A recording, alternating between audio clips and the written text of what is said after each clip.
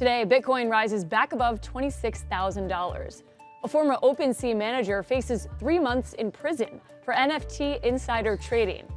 And Kenny Estes, the CEO of Diffuse Funds, breaks down the factors he believes contributed to crypto's recent drop.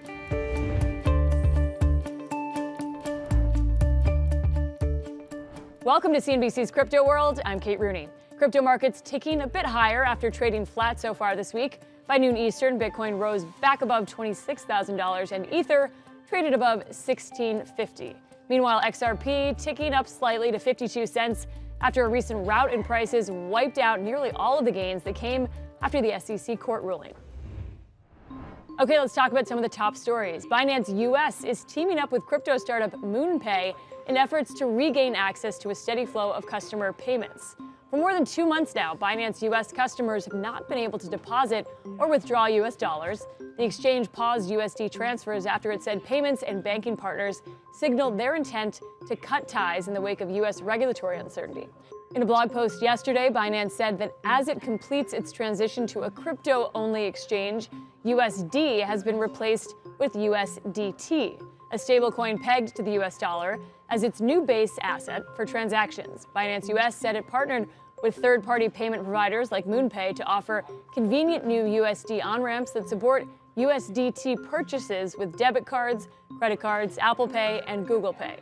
We reached out to MoonPay, but didn't hear back right away. Next, a former OpenSea product manager has been sentenced to 3 months in prison as part of a digital asset insider trading scheme. Nathaniel Chastain was convicted in May for using insider information in his role at OpenSea to purchase NFTs he knew would end up being featured on the website's homepage. Purchases and sales of these NFTs were conducted through anonymous wallets and OpenSea accounts as a cover, and the assets were resold for 2 to 5 times the purchase price. Specifically, he was convicted of fraud and money laundering. In a statement, U.S. Attorney Damian Williams used Chastain's ruling as a warning to corporate insiders that insider trading will not be tolerated in any marketplace. The judge also ordered Chastain to pay a $50,000 fine, as well as give up the Ether he made on those transactions. Last up, the FBI issued a warning to crypto firms regarding recently stolen funds from a state-sponsored North Korean cyber group. The heist resulted in an acquiring of 1,580 Bitcoin, valued at over $40 million at the time of the warning. The crypto asset is being stored in 6 addresses, each shown in the FBI statement. The actors behind the heist are affiliated with Trader, also referred to as Lazarus Group, and APT38, and have been responsible for other crypto heists in the past, including the $100 million targeting of atomic wallets earlier this year. The FBI suspects North Korea's motivation is to convert the Bitcoin into cash.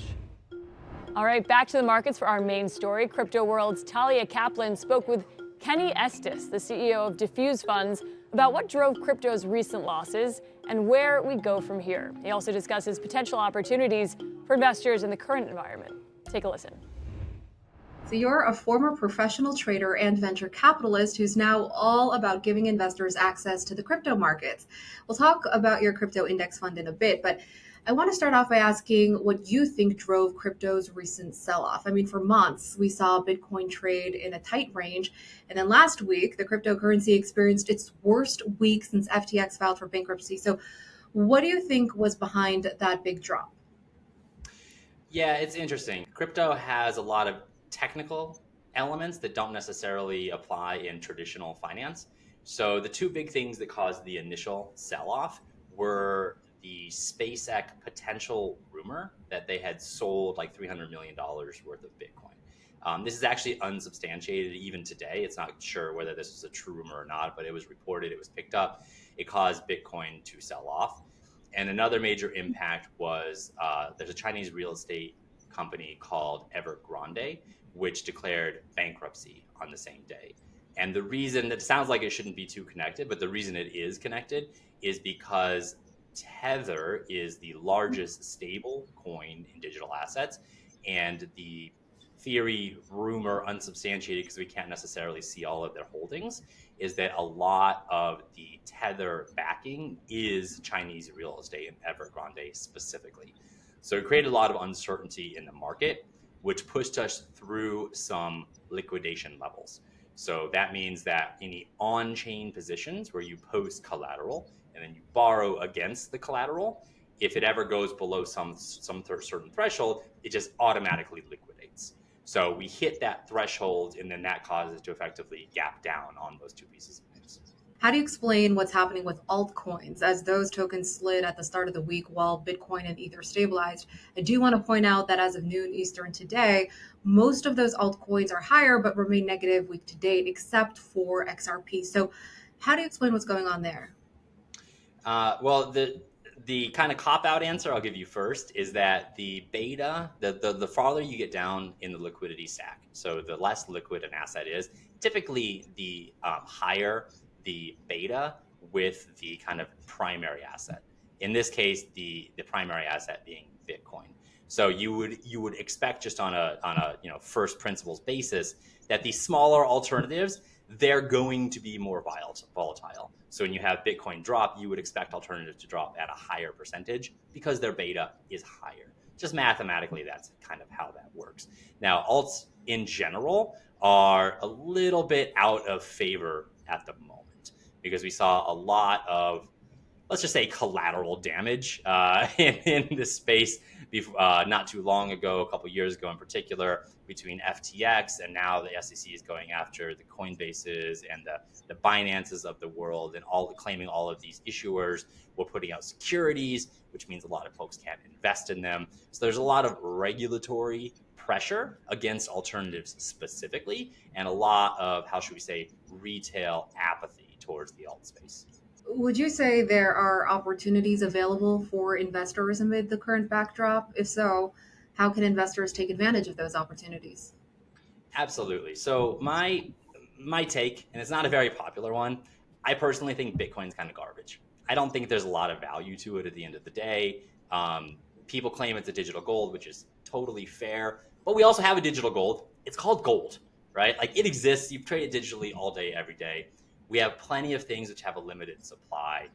The concept of having a ledger is really, really interesting, but it's not clear to me that there's a lot of intrinsic value to Bitcoin to support its price.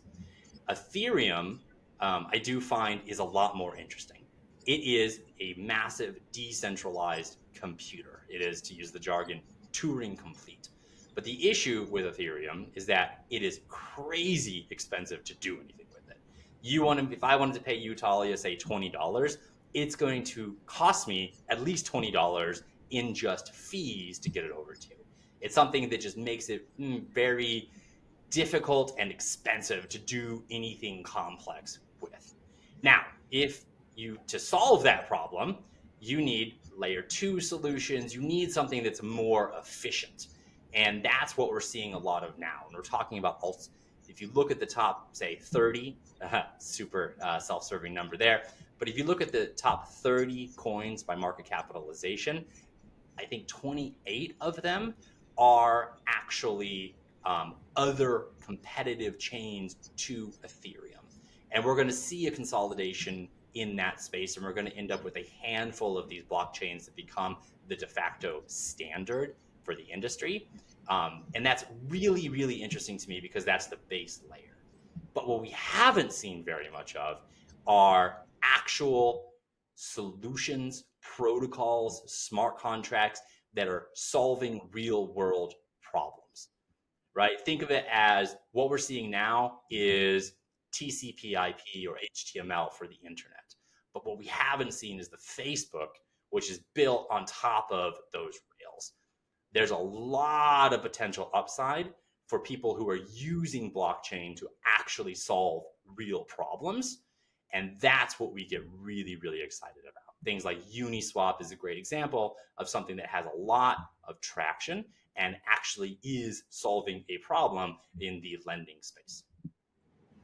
I understand your crypto index fund, Diffuse Digital 30 or DD30, launched in June. So how does it work exactly? And is there a lot of demand for this fund, especially amid the current slowdown in the crypto market?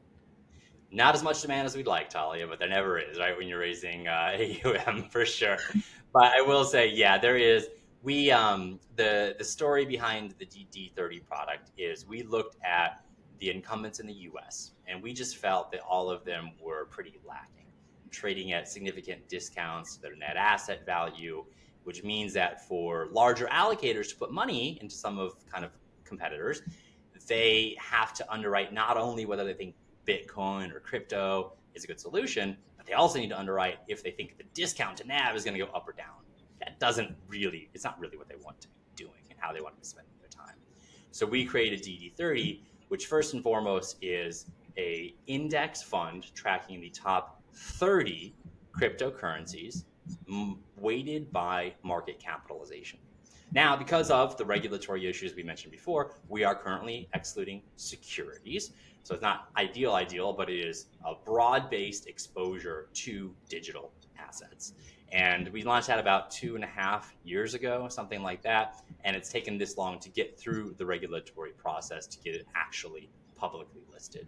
So now we have a publicly listed vehicle to give end users a broad-based exposure to cryptocurrencies, top 30, and we have a strategy that we can employ because of how we're structured so that we shouldn't have significant discounts to NAV, which makes it more investable for, in our opinion, kind of institutional type allocators. All right, that's it for Crypto World today. We'll be back again tomorrow with a lot more. We'll see you then.